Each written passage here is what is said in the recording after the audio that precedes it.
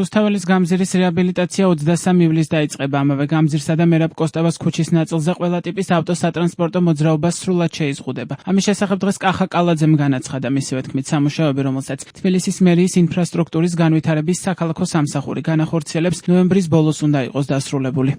სარეაბილიტაციო არეალი მოიცავს თამარ ჭოველიძის ქუჩიდან თავისუფლების მოედნამდე არსებულ ტერიტორიას, სულ 2 კილომეტრამდე გზის სავალ ნაწილს.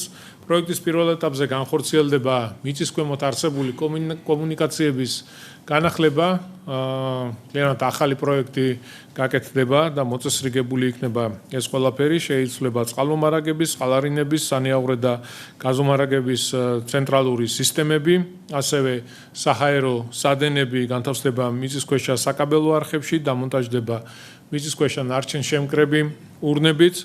ამასთანავე მოეწყობა თანამედროვე საგზაო ინფრასტრუქტურა, განახდება გზის სავალი ნაწილი, ტროტუარი, დაიგება ასფალტის საფარი, სრულად შეიცვლება გარე განათების ქსელი, დამონტაჟდება ახალი განათების ბოძები, თავისი LED სისტემებით.